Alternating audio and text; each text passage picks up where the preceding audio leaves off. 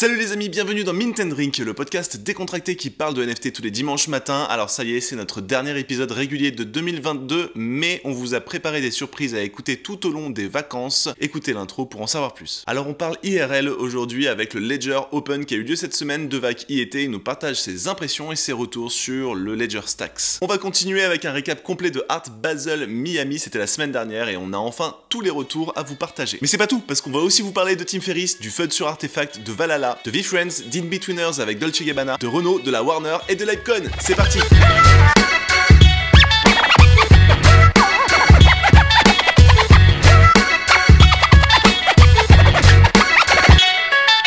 Et bonjour tout le monde, salut Devac, comment tu vas? Bonjour, ça va et toi? Ça va et tout le monde? Ça va très bien. Écoutez, on se rejoint pour un dernier, c'est le tout dernier épisode de 2022 et c'est l'épisode 23. Pourquoi le dernier épisode? Parce que Devac et moi on part comme quasiment tout le monde en vacances prochainement et donc c'est le dernier épisode weekly régulier qu'on fait sur les news, mais vous inquiétez pas parce que pendant nos vacances on va préenregistrer 3 épisodes sur le bilan de 2022 et nos perspectives pour 2023 et on va vous les uploader tranquillement petit à petit pendant les vacances. Donc je répète, ce dernier épisode est le dernier weekly régulier, mais pendant les vacances, 3 épisodes à venir. Ces 3 épisodes vont parler de 3 thèmes différents. Le premier, notre bilan de 2022 et surtout nos 10 projets préférés de 2022. Un deuxième épisode sera tourné autour de nos prédictions pour 2023 et pareil, on va prendre le top 10, donc top 5 chacun pour vous dire un peu notre boule de cristal de 2023. Et le dernier épisode, un peu plus marrant, ce sera dédié à qu'est-ce qu'on achèterait avec 1000 balles, avec 10 000 balles, avec 100 000 balles, avec 1 million. Évidemment, on rêve là-dessus avec Devac, sachant que voilà, on sera plutôt là pour décrire ce qu'on aimerait, aimerait avoir esthétiquement, philosophiquement.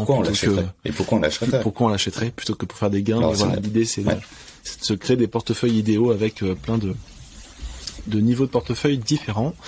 D'ici là, qu'est-ce que on se boit ce soir aussi, oui. On aura aussi des interviews. On aura aussi des interviews qui vont sortir, effectivement. Ouais. On va vous garder le mystère, mais on a 2 interviews qui vont sortir pendant les vacances, donc vous aurez de quoi nous écouter du content pendant les congés. En attendant, qu'est-ce qu'on boit ce soir, Devac? Une IPA. Ah, cool. Une IPA ça s'appelle India Project Ale. Ok. Je connais pas. J'ai pris chez. Tu nous montres la jaquette là, je vois rien. Chez mon caviste. C'est hein. Ah, c'est joli. Bon, pour ceux qui sont pas là, c'est quoi? C'est un gun? C'est un gun, ouais. Ouais, qui est fait, mais de manière très flippant, cool. Ouais, très stylé. Est-ce que tu vas garder génératif? C'est de l'art génératif. Peut-être, ça ressemble à de l'art génératif, effectivement, ouais. Tu vas te garder l'étiquette pour la mettre sur un cadre ou pas? Non. Non. Merci. Elle est pas très bonne, en fait. Elle est pas très bonne, en vrai. Ah mince. Pourquoi? Ouais. Je sais pas. Il y a un truc que j'aime pas. Mais je vais la boire quand même, hein. Ok. C'est dur de décrire. Mais je vais la boire quand même. Ok. Et toi? De mon côté, les traditionnels glaçons de Ginto avec une pointe de grenadine à l'intérieur. Donc, traditionnel pour moi, évidemment. T'as pas de gin dedans? Si. Ah oui. du Ginto sans On gin. est vendredi soir. Ouais, ça va. Donc on en profite et j'en profite pour vous montrer, grâce au DIY de Devac, ma magnifique œuvre d'art avec la bière de la semaine dernière que j'ai faite. Donc pour ceux qui voient pas, trop cool. J'ai réussi à mettre ma canette dans de l'eau bouillante, détacher délicatement l'étiquette et la coller sur un papier histoire de faire un petit cadre joli, décoratif. Et donc en parlant de décoratif, sans transition, on va parler de JPEG sur la blockchain. Qu'est-ce qu'on peut dire des mouvements de cette semaine, de la semaine passée, mon cher Devac? Alors attends, je vais partager mon écran, comme d'habitude. Ok, pour ceux qui écoutent, vous en foutez, mais on va essayer de décrire du mieux qu'on peut ce qui s'est passé. Tac. Alors, sur cette semaine, on voit bien mon écran là. Hein. Ouais. Donc sur cette semaine, on va commencer déjà par les volumes par marketplace. Ouais. Donc OpenSea, sans surprise, premier sur la liste, 61 millions de volumes échangés sur les 7 derniers jours. Ok. Ensuite, techniquement, normalement, ça monte un petit peu, ouais.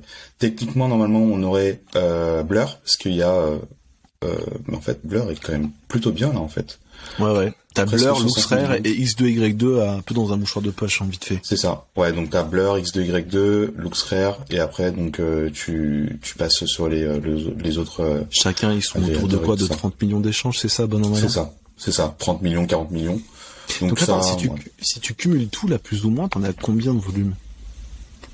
bah, écoute, 60 plus 30 on va plus 30 voir. plus 30, ça fait 3, ça fait 150 millions, c'est ça, sur la semaine, un truc comme ça, d'échanges?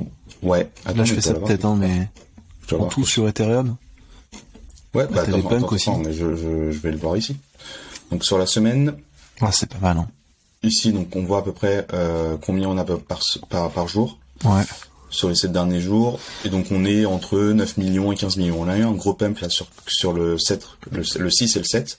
Ouais, à le 15 1 millions. aussi, le premier, t'as 14 millions d'échanges, le premier. Et le premier aussi, ouais. doit Ouais, être une donc ça moyenne à c'était la 12, semaine un truc dernière, comme ça. mais on a une bonne moyenne là à 12, et c'est stable, hein. Franchement c'est stable depuis les dernières semaines. Ok. Après, des fois t'as des petits, t'as des volumes qui commencent à s'exciter un petit peu parce que t'as des projets qui se lancent. Donc, notamment, on va en parler tout à l'heure, mais Cockpunch a drivé quand même, enfin a absorbé quand même pas mal de volume. Donc des fois voilà, tu vois un peu plus de volume apparaître, mais sinon globalement on est sur des volumes plutôt stables pour la fin d'année. Ouais, même si c'est un peu mieux que les semaines dernières, je me souviens qu'on était descendu largement sous les 10 millions par jour. Oui. Là, on est en moyenne dans les 11-12, donc c'est quand même un peu C'est cool un peu dans les haut, fêtes de ouais. fin d'année. Les gens font leurs emplettes pour peut-être les offrir à leur famille, qui sait. Oui. C'est vrai que les digital collectibles deviennent de plus en plus des cadeaux. Est-ce que tu comptes prisés. offrir des NFT autour de toi? J'ai pensé. Mais si je le dis là, c'est la surprise, elle va être cassée en fait. Parce que les personnes écoutent peut-être. Ah, ok, d'accord. Très bien. Vous vous reconnaîtrez. Excellent. Ok, du coup, par collection, qu'est-ce que ça donne? Cockpunch Alors. est premier sur les 7 derniers jours. Moi, j'hallucine. Je m'attendais pas du tout à ça. Ouais. Cockpunch, Legend of Cockpunch. Ouais. Donc c'est le projet de Tim Ferriss. Tim Ferriss, pour les gens qui connaissent pas, c'est un peu un gourou de la productivité, lifestyle, etc. Donc il a fait pas mal il a sorti des livres best-sellers. Il a fait même des podcasts qui ont atteint des records quand même assez impressionnants. Le principal, c'est un livre qui s'appelle La semaine de 4 heures et qui explique comment tu peux monter ton business juste en bossant 4 heures par semaine. En lisant le livre, tu comprends pourquoi, évidemment. Mais et donc, du coup, parce qu'il outsource, le mec, il outsource toute sa vie en fait. Donc story short. Tu vas pas spoiler le livre? Je vais spoiler un petit peu, mais c'est un peu ça, quoi. Bah, Tim Ferriss, en tout cas. Il est dans la bibliothèque, mais je le vois pas, là. Tu l'avais acheté? Tu l'as pris? Ouais, je l'ai lu, ouais. C'est bien d'y retourner de temps en temps à ce bouquin parce qu'il donne des exemples tellement extrêmes, évidemment. Une semaine où tu bosses que 4 heures, c'est un exemple extrême, mais il est tellement déter dans tout ce qu'il fait que c'est vraiment un modèle, quoi. Bon, bref. Et du coup, qu'est-ce que c'est que cette histoire de Cockpunch? Alors, c'est une collection. Alors, je vais juste lire là frontalement ce que je vois sur OpenSea. Après, on en discutera. Donc, c'est une collection là, donc, à date, 5555 items. Volume assez haut, hein, sur les 7 derniers jours. Je crois que ça a été lancé, il y a pas longtemps, hein. Ah, c'était il y a 2-3 jours, hein. 2-3 jours, c'est tout récent. 3 jours. 3 jours. Il y a 3 jours. Tu vois les volumes d'ailleurs qui se cassent la gueule, hein. Le premier, forcément. il était à 3000 Ethers et depuis on a fait que 1000 Ethers. Ok, bref. 4000 Ethers de volume échangé, c'est énorme. C'est énorme pour un lancement. Ouais, en ce moment, en tout cas, c'est énorme, ouais. Aujourd'hui, le floor, il est à 0,6, et comme tu disais, il a chuté, il était passé, donc là, j'ai que l'average, en fait. Ouais, va dans Analytics, tu verras mieux. Ouais. Moi, je vais beaucoup dans Analytics parce qu'il te montre pas le prix moyen, il te montre le floor sur la droite. Là, oui, effectivement. Ça. Donc, le floor, en fait, t'es passé au début 10 Ethers. Parce que je crois que les items, ils sont sortis petit à petit. J'ai pas envie de dire c'est ça. Non, c'est ça, ouais, c'est ça. Et du coup, au mesure que la supply a augmenté, le prix s'est effondré, donc, t'as eu des floors à 10 Ethers, après ça s'est stabilisé autour des 5, 3, 4, et c'est descendu très vite, et là on est à 0,65. En fait, c'est le double couperet de je rajoute de la supply parce que en fait je crois qu'il a fait de mémoire des salves de Halo List, donc plus de supply, et la hype aussi qui redescend forcément, donc tu vois, ça tient pas quoi, force. Je pense qu'aujourd'hui on est sur un phénomène de trader qui cherchent à faire des petits coups et des petits profits rapides. Donc dès qu'un projet sort, ils vont l'acheter pour voir si ça pump, et si ça pump même de 10%, de 20%, ils le revendent tout de suite. Donc on est un peu dans un jeu de la patate chaude, je dirais en ce moment.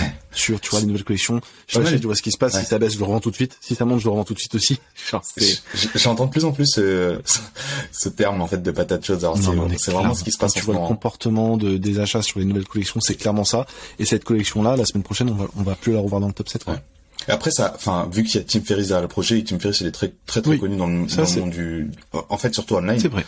Et voilà, si ça se projet en bear market, c'est qu'il est là pour rester aussi, je pense. Et donc l'autre truc marrant, c'est que bon, je sais pas si t'as écouté un peu le trailer. Il y a un trailer audio qui est sorti, qui dure 50 secondes, donc en anglais.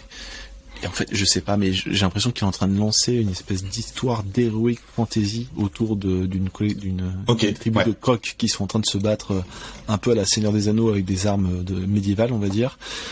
L'accent dans l'audio, il est très fortement british, donc t'es dans un truc, tu vois, encore une fois, la Game of Thrones, Seigneur des Anneaux, mais avec une grosse pointe d'humour derrière. Évidemment, ce sont des coqs.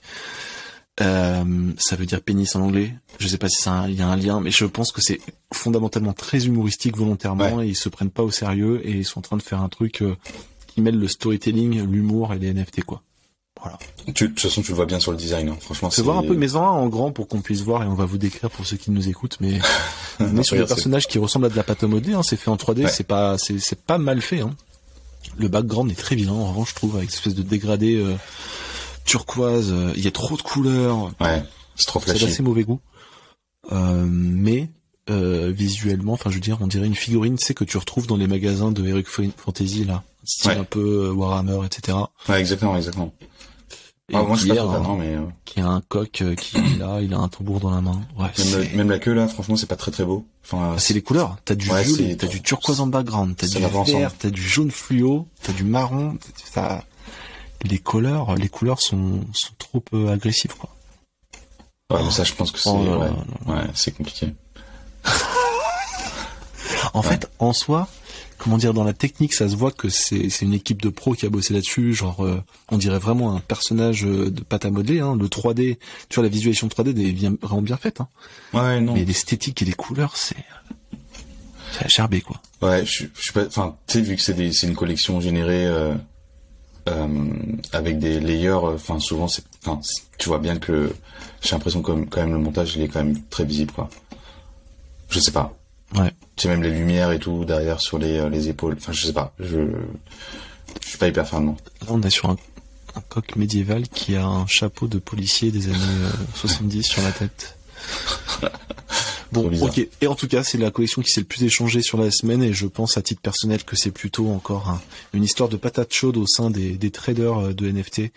Plutôt, même si ça vient de Tim Ferriss, hein, malheureusement, plutôt que je sais pas si on verra ce truc-là sur le long terme. Je pense pas qu'il va y mettre genre corps et âme sur ce projet-là. Hein. Lui, il a tellement de choses à faire à côté que le Web3, je pense que c'est juste une opportunité de potentiellement avoir son empreinte dans cette nouvelle culture, mais peut-être aussi cash grab. On sait pas en fait derrière le projet s'il y a un truc hyper ambitieux. De toute façon, tous les projets NFT souvent, en tout cas ceux qui sortent, ils fonctionnent bien parce que c'est très secret derrière. Tu sais pas trop, ils en disent pas beaucoup. Souvent comme ça que ça fonctionne, quoi. Bon, en tout cas, pour une fois, on a en numéro 1 quelque chose d'autre que des CryptoPunk, des Bored Ape ou du Hardblock, et c'est plutôt cool. Deuxième, CryptoPunk, on passe. Troisième, Valhalla. Donc, il y a eu le reveal qui s'est passé cette semaine, c'est pour ça que il y a eu beaucoup d'échanges. Le floor n'a pas non plus explosé à la hausse. Je pense que pareil, hein, c'est une histoire de traders qui ont peut-être réussi à faire des petits flips. Ouais. Qu'est-ce qu'on en pense visuellement? Oh, Azuki. C'est du Azuki avec la caméra un petit peu tournée vers le bas. C'est vraiment, enfin, c'est la même méta qu'Azuki, quoi. Ouais. Je sais pas, moi j'aime pas trop, moi, les collections qui s'inspirent d'autres collections qui ont très bien fonctionné. Après, là, il y a un vrai projet derrière un Valhalla, oui. Donc ils veulent faire une plateforme vidéo, un peu un Twitch du Web3. C'est ça. Ça aussi, je crois pas non plus. À voir comment ça va se passer pour eux là-dessus. Je vois pas le lien entre ces personnages et une plateforme à la Twitch. Enfin, un compétiteur de Twitch est quand même très très ambitieux. Hein. Enfin, je sais pas si. Oui, je sais. Je sais qu'il y a du beau monde derrière, qu'il y a beaucoup d'argent, etc. Maintenant. C'est bon. Qu'est-ce que ça apporte de vraiment nouveau sur ce qu'on a déjà vu avant? Je suis pas convaincu. Il y a déjà un Twitch-like sur le Web3 qui s'appelle Theta et ça fonctionne pas si bien que ça. D'accord. enfin, je sais pas, c'est très ambitieux de se dire demain je vais lancer le prochain Facebook, demain je vais lancer le prochain Google, tu vois. Ouais, tu peux pas savoir d'avance ce qui va vraiment amener la consommation, quoi. Tu vois, même Microsoft qui avait lancé Mixer, qui était un concurrent de Twitch. Ils ont pris en plus ils ont pris Ninja. Et tu vois, Ninja, ça lui a entre guillemets ruiné sa réputation entre guillemets parce qu'il a quasiment perdu tous ses fans. En tout cas, il a eu moins de volume et en plus de ça, Mixer ça fonctionne pas donc et tu vois même YouTube qui a un live, ça fonctionne pas tant bien que ça. Enfin, bien que ça donc je sais pas. Moi j'aime quand je vois des marques qui sont pas spécialement connues pas spécialement connues, il y a pas de gros VC derrière pour lancer des projets aussi ambitieux, ça me fait un peu peur quand même. De toute façon, je pense que tu vois, le Web3 c'est un peu un milieu d'underdog et je pense que pour réussir à la manière des Bored Ape ou des trucs comme ça, il faut au départ être un peu underdog, tu vois. Ouais. Je sais pas. Ouais, bon, mais ouais, on va voir. Les mutants 4e, les Apes 5e, les Clonex 6e, on va en parler, mais oui, effectivement, il y a eu beaucoup de mouvements sur les Clonex cette semaine. Franchement, ça a bien dumpé, hein. Ça a bien dumpé, mais attends, avant-hier, c'était descendu à 6, hein. Ah, mais en vrai, c'est ouf, hein. Il y en a qui sont partis à 6, donc là, ça a remonté. Donc, c'est ouf. Après, t'as l'œuf qui a été droppé, donc en réalité, ton floor, il faut que c'est vrai. faut que tu l'additionnes avec l'œuf. Mais si tu les additionnes, effectivement, c'est loin des 8, 9 où on était à un moment donné, donc ouais, il y a eu un petit drop. C'était l'occasion d'en sniper à 6, très clairement, parce que là, c'est remonté en un jour direct. Artefact avec le monolithe en 7e. Alors, le monolithe, on va en parler après. On va en parler juste après. Pour l'instant. 8e, Dori Samurai. J'espère que tu sais de quoi il s'agit. Alors, ce projet-là, j'en ai entendu parler dans un podcast. Yes, parce que moi, j'ai pas du tout entendu parler de ça. En fait, c'est un pump and dump, mais qui est plutôt bien ficelé. En fait, apparemment, donc je vais montrer à quoi ça ressemble. C'est un mec qui fait plein de projets comme ça. Low supply, généré, 950. Attends. Oh. C'était les Ethereum. C'était combien de supply là? Ah oui, 688. Le supply, il est à 688, 888. Donc il en a fait plusieurs. Hein. Et c'est un mec, c'est un jeune. Hein. C'est un jeune qui a qui a entre 20 et 25 ans, qui est en Norvège. Apparemment, ils ont complètement disclosed. Clique sur le 3e là, il a l'air marrant celui-là. Qui génère pas mal de projets comme ça, pump and dump, et il lance. C'est joli. Il part avec le. Ouais, ça a été généré via une IA, concurrent de comment on appelle ça, OpenAI, Mindjourney, OpenAI, etc. Ou Dali, ouais, je sais plus c'est lequel, Dali. Voilà. C'est pas Dali, mais c'est un concurrent il y en a plein aujourd'hui, tu vois. Ouais. Et donc il a généré ça, donc là il y en a 888, c'est plutôt bien fait, mais par contre j'arrive pas à voir c'est même pas le même design ici. Donc ça doit être un rare celui-là, même pas. Je sais pas. Visuel très très catchy, franchement visuellement c'est beau. Ouais, ça ressemble un peu à des ninjas, mais qui seraient exportés dans un monde type cyberpunk. Ouais, exactement. Il y en avait un autre aussi qui avait pumpé récemment. Je sais plus comment il s'appelle, parce que je l'ai retrouvé dans les 7 derniers jours. C'est pareil, non? Tu crois pas que c'est un truc de traders qui s'entendent entre eux en mode on va pumper tel truc, et voilà.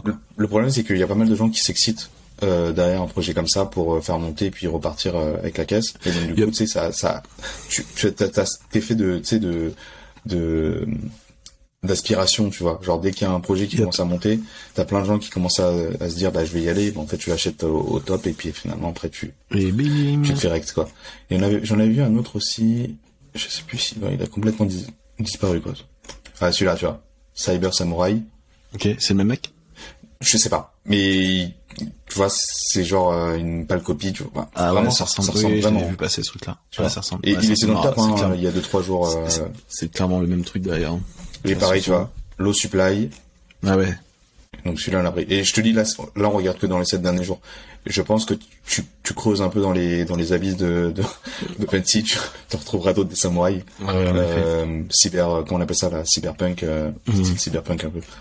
Okay. Donc bon, ce que je te disais, j'en ai entendu parler dans un podcast. Celui-là, il tient quand même en termes de volume. Là, on est sur les 7 derniers jours, on est sur un volume à peu près à 1000 Ethers. Après, moi, tu vois, comme d'hab, il y a pas de. Je pense qu'il y a les whales. Attends, je vais regarder. T'as raison. S'il y a les whales qui se sont penchés dessus, ouais, tu vois, même les whales, je vois, il y a. Ça trade. Ils sont rentrés sur les Dory. Ouais. Ça trade. Ça m'étonne pas. Enfin, c'est juste patate chaude. Effet patate chaude. On prend, on revend. On prend, on revend. C'est exactement ça. Et ça, c'est monté jusqu'à combien, ça? low supply, donc ça attire aussi, tu vois. Oui, c'est pour ça. C'est en train de charger. Donc c'est sorti le 5, donc ouais, c'est monté jusqu'à presque 1 Ether, quoi. C'est ouf. 0,7. Non, 1 Ether. Et tu vois, tu vois les courbes là, ouais, franchement ça fait peur. Hein. Là, c'est des gens qui viennent acheter en wrap Ethereum et qui viennent. Franchement, ça fait peur ça. Ouais. Ok, d'accord. Bon, bah, écoute, c'était le 8e. En 9e, on a les œufs de Artefact. On va en parler d'Artefact tout à l'heure. Donc, ils ont droppé leur projet Animus. Yes. Et en 10e et dernier, si je me souviens bien, parce qu'on a plus le screen sous les yeux, c'est Overdeeds. Comme d'hab, hein. Voilà, je me fais c'est Overdeeds, je pense. Tout l'écosystème de toute façon. Le top 10 par cœur. Ouais. Yes, Overdeeds et Azuki. Après. On parle quand même à 13 putains d'Ethereum. C'est ouf, franchement, c'est ouf, Azuki. C'est incroyable. Incroyable. Quasiment au niveau des mutants, quoi. Et je vais regarder juste sur les trucs. Ouais, vas-y. Il y a eu des grosses ventes, hein, cette semaine. Ouais, voilà, ça, je voulais voir les ventes principales. Alors, qu'est-ce qui s'est passé? Bored Ape. Un Bored Ape, donc le 3756 qui a été vendu pour $500,000. Ok. Un autre à 500 aussi. Le 8436 pour $350,000. Okay. Sur un X2Y2, les deux. Donc, c'est pour ça qu'X2Y2. Ils appelaient Royalty Mike encore. Ouais. Je crois qu'ils en forcent maintenant. Non, ils en forcent, ouais, pardon. T'as un Hardblocks qui s'est vendu pour 230,000. C'est un Fidenza, c'est quoi? Alors, Anticyclone, je le connais pas, celui-là. Moi non plus. C'est pour ça que j'étais curieux. Il y en a tellement de Hardblocks qui sont... Ouais, il y a beaucoup d'Hardblocks, il faudrait vraiment qu'on dise un jour, quoi. Ça ressemble à... Non, c'est pas un Fidenza. Non, c'est pas un Fidenza, ça. Anticyclone, je connais pas. Mea culpa. Moi, j'aime bien, en vrai. Ouais, c'est stylé. Pour l'air génératif. On le mettra en footnote parce que c'est vrai que c'est dur de décrire ça. Un CryptoPunk, le 4181, qui s'est vendu pour $187,000. Très stylé, hein. Il est très cool. Ouais. Très beau celui-là, j'aime bien. Classique avec juste des Nuyen 3D et un Azuki. Azuki pour $180,000. Eh ben. Ouais. C'est le deux fantômes, c'est ça? Ouais, c'est ça, c'est un rare, je pense, celui-là. Les fantômes, ce sont CD rares. La collection Azuki.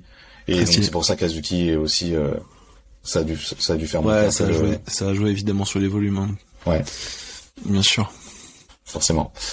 Okay. Voilà. On chôme pas, hein, franchement, sur les 7 derniers mois, il y a des grosses ventes. Ça a pas mal tradé. Très bien. Et en termes de volume, on avait dit qu'on était, on était dans les 15 000. Ouais, on a fini. Solana, on a les Utes qui ont pas mal pumpé, j'imagine que les Degods aussi. Ouais, alors d'ailleurs, Solana, Magic Eden, franchement, oups, j'enlève ça. Attends, je voulais voir Popular Collection. Utes, Floor à 150, 160. Franchement, c'est ouf. Degods, j'ai vu tout à l'heure, là, 391. Solana, c'est ouf. Ouais. Franchement, je repense encore à la fenêtre de tir, là. On va en parler cette semaine, hein. La fenêtre de tir à 500 balles où je t'avais écrit, ils sont à 500 balles, là, qu'est-ce qu'on fait? Là, c'est à 2002, c'est comme ça. Trop tard. Bon, c'est pas grave, il faut pas... Un jour, on va le flexer le Youth. Voilà. Ok, très bien. On passe aux news. On passe aux news de la semaine. Donc, en premier, on va vous faire un retour sur le Ledger Open qui a eu lieu cette semaine. Je pense que c'est là où on aura le plus d'insight à vous donner. J'ai pas pu y aller de mon côté, mais Deva qui y était, donc va pouvoir nous raconter un peu l'ambiance, le sentiment, le reveal de ce fameux Ledger Stacks et ce qu'on en pense. Et quoi d'autre? Toi, t'as suivi? C'est pas mal. J'ai quand même suivi. Je sais pas si les conférences du deuxième jour étaient en live. Donc on a eu un premier jour où il y avait le reveal du Stacks et ensuite apéro, etc. Et un deuxième jour où il y avait plutôt des débats, des panels avec pas mal de gens, hein. On avait des gens de chez Ambush, justement, la marque de fringues qui a fait une collab avec Azuki. On a eu Betty, on a eu Carly Riley du Overpriced JPEGs. Ouais. Il y a eu Farok qui a fait aussi un stand avec son podcast quelque part. Il y avait OSF, il y avait Mando, si je me trompe pas. Bref, il y avait pas mal de monde, hein. Ouais. Des panels intéressants. Moi, j'y suis allé que le premier jour. Yes. Alors, c'était comment? C'est quoi l'ambiance dans ce type d'event et comment ça s'est passé, quoi? Franchement, ils ont créé une vraie culture. En fait, en rentrant, je me suis dit, waouh. En fait, déjà, t'as l'impression que c'est la Fashion Week. C'est ce que je t'avais envoyé comme message. La Fashion Week, là, j'ai l'impression qu'il y a le défilé de Kanye West ou un truc comme ça. Vraiment, il y a pas mal de fashionistas. Il y en a pas mal qui le disaient d'ailleurs que, en fait, c'est vraiment ils ont réussi à créer cette vibe d'avoir des gens vraiment stylés, genre des gens qui qui crée cette culture entre l'art, la technologie, la mode. Tu sais, c'est vraiment tous ces trucs un peu. Donc c'est pas un truc que de geek, quoi. On n'est pas dans une conférence de développeurs, quoi. Non. De toute façon, tu les vois, les gens, ils sont là comme si t'étais à la Fashion Week, quoi. C'est vraiment, et même tu portes ton outfit le plus. Ouais. Okay. Et même, tu vois, tu les vois. Enfin, t'as pas mal de gens qui flexent avec leur merch, tu sais, de collection NFT, mais même pas. Qu'est-ce que t'as vu le plus? Ouais, je voyais forcément, tu vois du Bored Ape assez souvent. Okay. Yann Roger, il portait son pull j'ai vu. Hardblocks. Il le met assez souvent, ce pull-là. Il est vraiment stylé. Ouais. Après t'as plein de gens qui sont un peu random qui passent ici, enfin pour diverses raisons, tu sais, tu t'accompagnes des gens ou même tu fais partie de boîtes et que t'es pas spécialement dans le milieu mais t'as envie de découvrir. La vibe elle est vraiment ouf dans le sens où ouais dans le sens même enfin je veux dire l'événement en tant que tel, genre la scénographie et tout, franchement c'est ouf. T'as du son derrière vraiment stylé. T'as l'impression de rentrer dans un Apple Store aussi parce que quand ils ont fait le reveal du stack, j'en parlerai juste après. Ils ont foutu ça genre en plein milieu, t'as des vigiles qui sont à côté, t'as tous les gens qui prennent en photo les produits Ledger placés dans des vitrines, t'as un corner un peu merch au fond où tu peux acheter justement des t-shirts ou même préco des produits ou même commander des produits Ledger. T'as une salle qui était un peu plus networking avec trois gros écrans, notamment un gros Hardblocks, enfin un écran diffusé, trois gros écrans et diffuser justement des NFT en fait, concrètement. Donc t'avais un énorme Hardblocks, t'avais un Fuck Render aussi de mémoire, je crois, ou deux, je sais plus, ça changeait assez souvent. Ok. Ouais, mais d'ailleurs il était là de mémoire, Fuck Render. Cool, ok. Ouais. Champ max. Et vraiment, franchement c'est le premier jour, moi je suis arrivé, je suis pas resté très longtemps, je dois rester 2-3 heures. C'est vraiment un événement pour networker. T'as la conférence, après t'as pas grand chose, t'as juste un corner ou 2-3 corners pour acheter, pour aller se ressourcer, boire et grignoter. Et sinon c'est juste plein de gens qui sont autour, qui sont en train de parler, de networker. C'est vraiment un événement de networking. Et t'avais ce corner là, Rock Radio, où t'avais Farok avec son équipe qui faisait un live. J'étais parti à ce moment-là moi. Mais il était là avec les équipes. Tu l'as pas fait coucou alors de loin? Hello. Non, franchement je l'ai vu, il se fait happer par tout le monde, donc bien sûr. Bien sûr. En plus je suis pas resté très longtemps. Et sinon l'événement, la conférence stylée, enfin tout est vraiment, j'ai vraiment rien à dire sur l'orga. La présentation, une présentation à l'Apple, enfin vraiment tu retrouves un peu tous les codes d'Apple en fait. La façon dont ils présentent, la façon dont ils parlent, la façon dont la scéno, etc.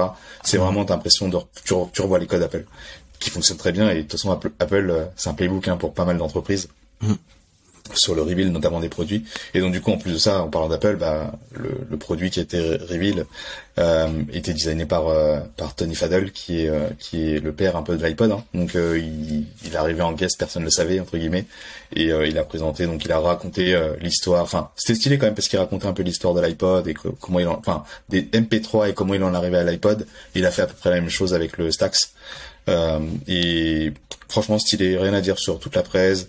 Ils avaient montré des stats assez intéressantes. Moi je les avais pas trouvées avant. Je sais pas si c'était disclose, mais en tout cas t'as Pascal Gauthier, donc le fondateur et CEO de Ledger, qui a présenté en entrée justement quelques stats, notamment donc 6 millions d'appareils vendus Ledger cross modèle, qui protège 20% des cryptos et 30% des NFT dans le monde, 0 hack. C'est ouf, quand même. C'est incroyable. Et il est rentré comme ça, tu vois. Et donc là, t'arrives, tu mets set de scene, tu poses les bases. Et moi, justement, ça aussi, ça m'a, en ayant cette stat-là, quand ils ont présenté le Stax, je me suis dit, pourquoi le Stax, tu vois? Parce qu'en fait, t'as 0 hack, t'as pas plus de sécurité sur ce produit-là. Non, parce que les gens sont déjà très bons. Bien sûr. C'est juste l'UX, l'user experience, au lieu d'avoir un petit écran sur une clé USB où t'arrives pas à lire, où t'arrives pas vraiment à naviguer, là t'as une espèce de carte bancaire qui permet d'exécuter des transactions. Et c'est UX, c'est aussi un accessoire de match, je dirais, c'est un truc un peu genre tu flex aussi, tu vois. Donc voilà, du coup le Stax c'est le produit qu'ils ont reveal. Ça ressemble à un petit boîtier qui fait la taille d'une carte bancaire. Et donc il y a un écran qui est intégré dessus, donc ça, du coup c'est plus visible qu'une clé Ledger. Et il y a aussi un aimant qui permet de stacker plusieurs stacks. Donc ça c'est pour pas mal de, enfin surtout des whales qui ont souvent on a eu Benjamin là sur un des podcasts où il disait qu'il avait 5 ledgers. En fait au lieu d'avoir 5 ledgers potentiellement éparpillés à droite à gauche, éparpillés, là tu peux les stacker, donc tu peux même noter justement Ledger, je sais pas, crypto-famille, NFT, truc, enfin voilà, tu peux vraiment c'est écrit dessus, organiser. En fait, Exactement, c'est organisé, c'est écrit dessus comme un livre genre sur la tranche. C'est plutôt bien fait ça. Et je veux en fait que l'écran c'est un écran e-ink en fait, c'est ça, c'est comme sur les Kindle un peu. Exactement, ils ont repris la même technologie parce qu'en fait voilà, il y a des challenges technologiques pour pouvoir avoir un truc en couleur, parce qu'en fait ce qu'il disait Tony Fadell, c'est que il voulait pas avoir comme un iPhone, enfin il voulait pas avoir le même visuel qu'un iPhone où en fait quand tu l'éteins ton iPhone tu vois rien, c'est un écran noir, tu vois. Là ils veulent vraiment quand tu poses ton Stacks que le NFT soit toujours affiché, etc. Oui, parce que ça coûte pas de la batterie en fait d'afficher. Exactement. Okay. Et donc du coup la meilleure technologie c'était celle de l'e-ink, celle des Kindle et donc du coup le downside de ça c'est que c'est en noir et blanc. Ça sera pas en couleur, donc en fait ton NFT, ton avatar que tu vas afficher sur ton truc, il sera en noir et blanc.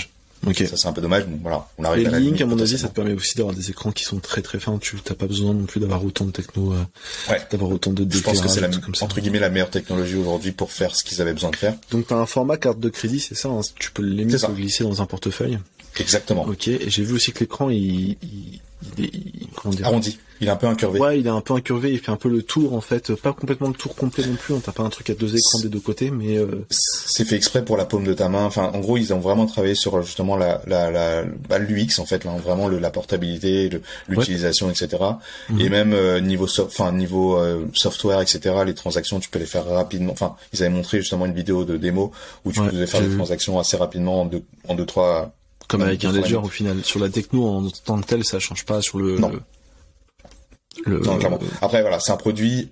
Après il y a prise en charge de 500 cryptos, donc ils arrivent à vraiment couvrir au minimum 500 cryptos. Donc ils arrivent à couvrir quand même pas mal le marché.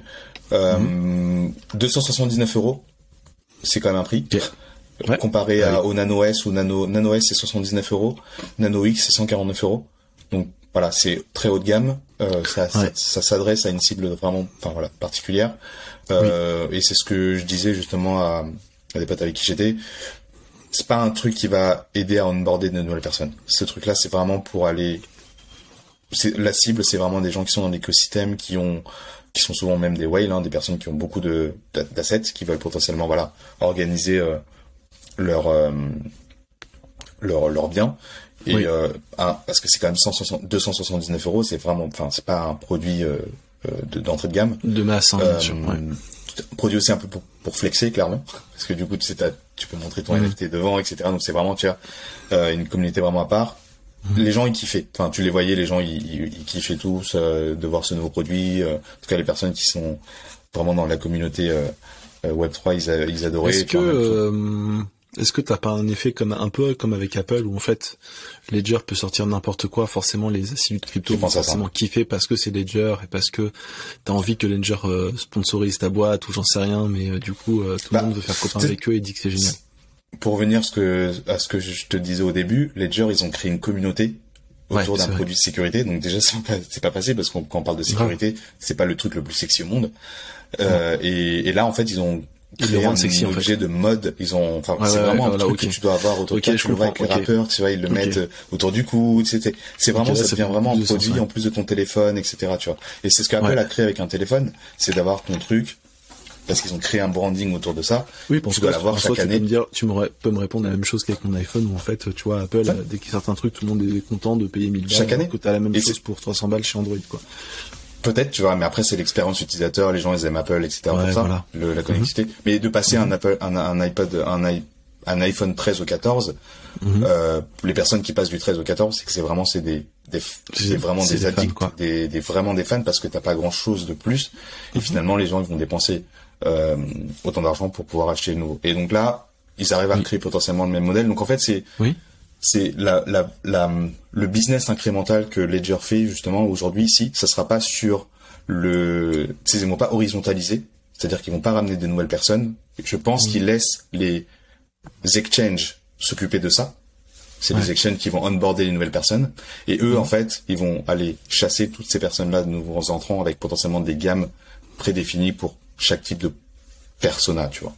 Et Stacks, c'est pas fait pour les newbies. C'est vraiment fait pour des gens qui sont là depuis très longtemps, qui veulent vraiment avoir un beau produit pour stocker leurs assets qui sont très valuables, notamment des NFT, etc. Sachant que tu vois, sur une clé, tu n'avais pas vraiment de visuel, etc. Donc, ils sont un truc un peu différent des concurrents aussi, donc voilà. Je pense que clairement, ils sont aussi, c'est le type de produit haut de gamme qui permet de positionner ta marque comme prestigieuse, ou en tout cas plus prestigieuse que tes concurrents. En expliquant que tu as bossé avec Tony Fadell, tu expliques que tu es dans une autre catégorie que les autres wallets physiques. Et donc, à mon avis, ça leur permet de sauter un cap. Et limite, tu vois, pour les gens comme toi et moi, de leur dire, si 279 € c'est trop cher pour toi, au final, tu vois, le Ledger Nano X qui était leur ancien produit haut de gamme, devient limite un produit ou une décision raisonnable.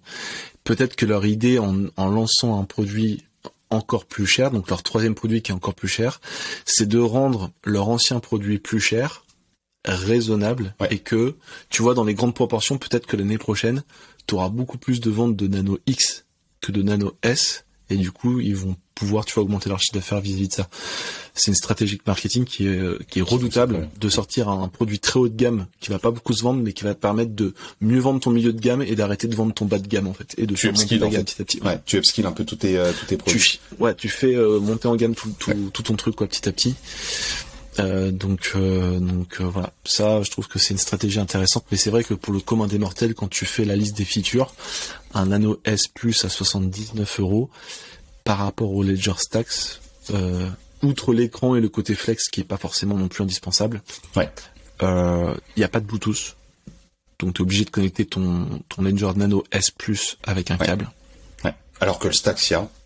Alors que Stack y a, mais en plus c'est un câble, tu vois, USB-C. Moi, des USB-C, j'en ai tout le temps sur moi. Et le deuxième drawback, c'est que c'est pas compatible avec iOS. Mais pareil, titre perso, je ne traite jamais avec mon portable.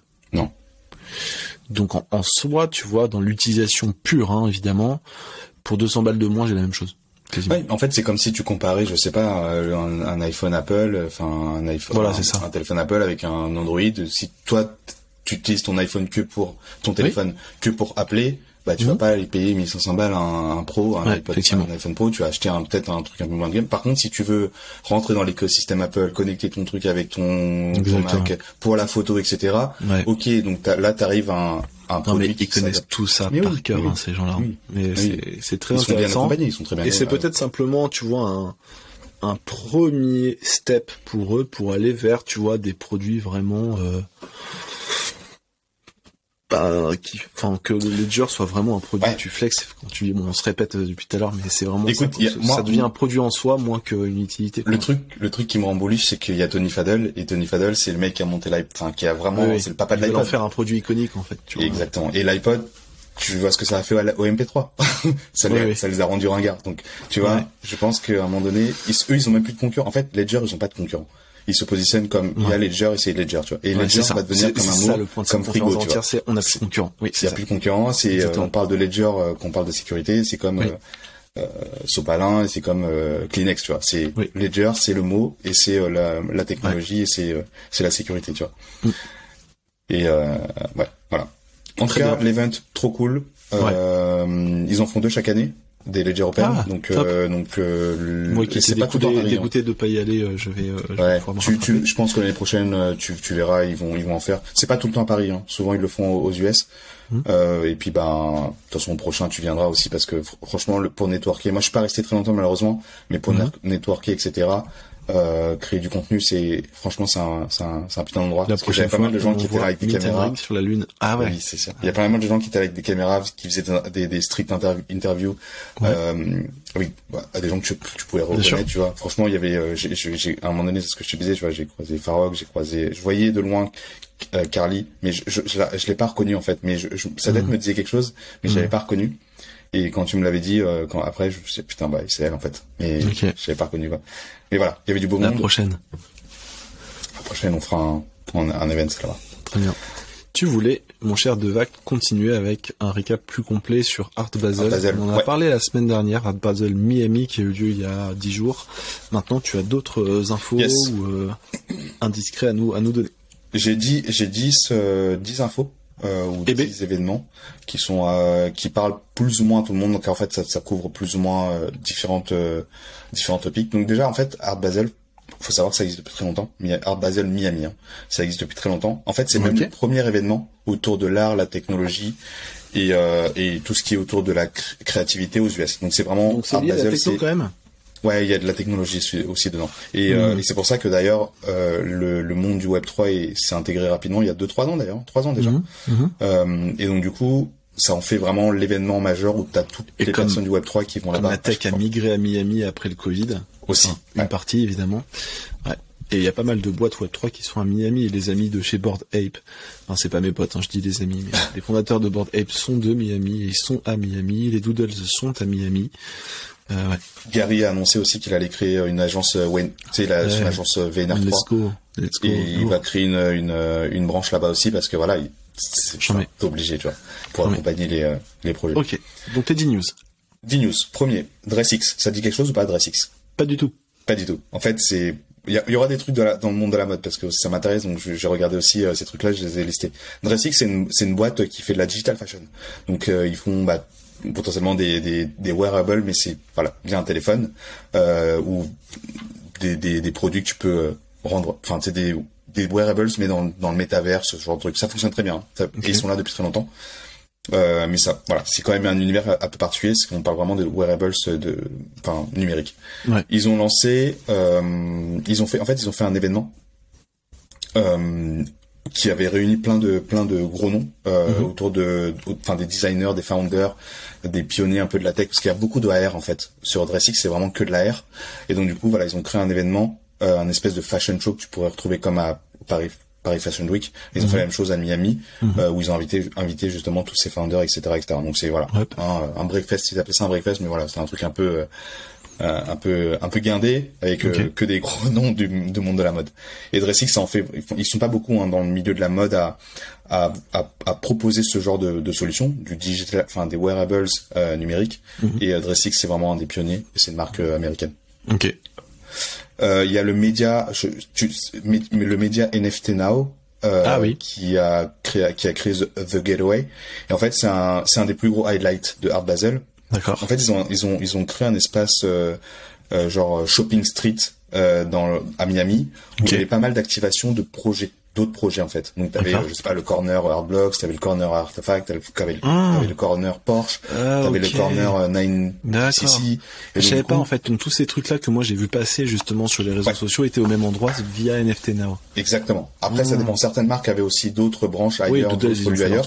Exactement, ouais. Et même par exemple Artefact, ils avaient potentiellement 2 lieux, ils en avaient un ici parce que c'est NFT Now, tu vois, NFT Now c'est un des médias les plus c'est bien aussi pour les aficionados de NFT, ça permet d'éviter de se balader dans toute la ville toute la journée, et au moins tout le monde se croise. Tu vas ici, c'est plus simple. Ouais. Okay. Donc voilà. T'as Artblocks justement qui avait fait une exposition quotidienne dans un lieu avec aussi des panels qui parlaient vraiment de l'art génératif. Donc tu vois, les personnes qui voulaient s'intéresser à ça, tu vas dans le lieu justement, dans le pavillon Artblocks et tu pouvais voir justement tout ça. C'est une vraie galerie comme NFT Factory, mais du coup c'était que des collections Artblocks quoi. Collections curées, tu dis? Je sais pas comment on dit. Curated par les équipes Artblocks. Porsche, le reveal de Porsche. Yes. Donc ils ont reveal un projet Web3, donc ils ont utilisé quand même pas mal de fois ce truc-là, et donc là. Et je crois qu'on en a parlé justement vite fait la semaine dernière. On a vraiment couvert rapidement, et donc là pendant l'événement ils ont dévoilé justement les activations, le scope du projet. Il y avait même une galerie physique au sein du pavillon Porsche avec d'autres artistes, des pièces d'autres d'artistes un peu connus dans le monde de Web3. Vraiment ils se sont dit, on se met à la place de gens, ou peut-être que en fait au sein de Porsche il y a des gens qui sont aficionados Web3 et qui ont lancé ce projet-là, qui a intégré la culture Web3 au sein du projet web de Porsche. Ok. T'avais du coup le 9DCC, 9DCC de G-Money, donc c'est un mint physique. J'adorais ça. Mint physique. C'est ouf. Tu nous expliques juste le mint physique parce que je trouve ça génial. Alors j'ai pas tous les détails, peut-être que t'as plus de trucs que moi. Bon, écoute, ça avait l'air assez simple, hein. Après, j'étais pas sur place. Il print en fait. Ouais, c'est ça. Le produit, tu pouvais minter sur place et tu pouvais printer sur place, récupérer ton produit. C'est ça en fait. Et du coup, c'est un truc d'agénératif physique où en fait, au moment où tu mintais, donc t'arrives sur place, t'as ton token proof, j'imagine, où tu vas avoir un petit pass NFT. À partir du moment où tu scannes ce truc-là, ça te burn ton NFT et en retour, la machine, elle t'imprime un t-shirt avec une espèce de visuel qui reprend le squiggle mais de manière horizontale sans les petites vagues, mais c'est vraiment un squiggle et c'est au pif en fait. Donc du coup tu te retrouves, c'est au moment où ton t-shirt est imprimé devant toi que tu vois. Tu découvres en fait le niveau de rareté du squiggle qui est imprimé sur ton t-shirt et c'est trop marrant, tu vois. Ouais. Et le mec était bon, il était là avec Eric Snowfro et tout ça. Oui, forcément. Ouais, du coup c'est ça en fait, c'est que cette collection, donc itération 2, parce qu'il a déjà sorti une première collection itération numéro 1, et là c'est itération numéro 2. Et donc du coup collaboration avec Snowfro et en fait ça a été les t'appelles ça une vague, hein, c'est ça, la vague de Snowfro, enfin du squiggle, voilà, a été générée par le même algo. Donc comme tu disais, tu le voyais en live et ça a été, enfin c'est pas des squiggles qui existent déjà, c'est vraiment des nouveaux qui ont été générés pour la collection. Ah ok, ça je sais pas. Okay. Apparemment ouais. Donc ça c'est cool.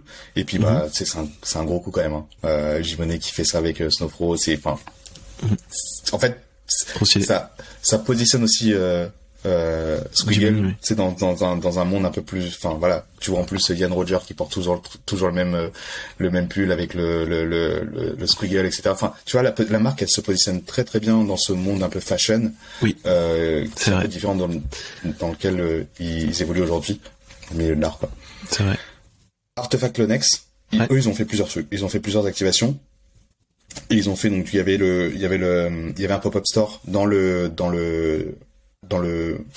downtown justement, dans le shopping street de NFT Now, et ils ont aussi sorti ils avaient un autre lieu aussi où ils ont justement reveal le Crypto Kicks. C'est sûr qu'ils s'auto-lace. Tu vas en parler juste après. Ouais, je pense que vas-y, on finit ça et on finit ça avant, voilà. Ouais. Il y a eu aussi un événement Artefact Remora au Soas, ils ont aussi parlé de ce truc-là, donc forcément Artefact, ils ont tellement de projets que ils sont obligés d'un peu couvrir tout ce qu'ils font et ils peuvent pas tout faire dans le même lieu. Donc projets, on va en parler. Et tu vas en parler juste après. Il faudrait faire un jour un récap parce que vraiment ils sortent tellement de choses que c'est irrécapitulable, mec. Ouais. J'ai creusé, franchement, c'est irrécapitulable. Ouais. J'ai passé une semaine à regarder toutes les news qui ont pu sortir. En fait, même eux, on va en parler, mais même eux, ils ont le projet de faire un site, de monter un site exprès pour récapituler parce que et ils vont mettre des semaines à le faire. Forcément. Ouais.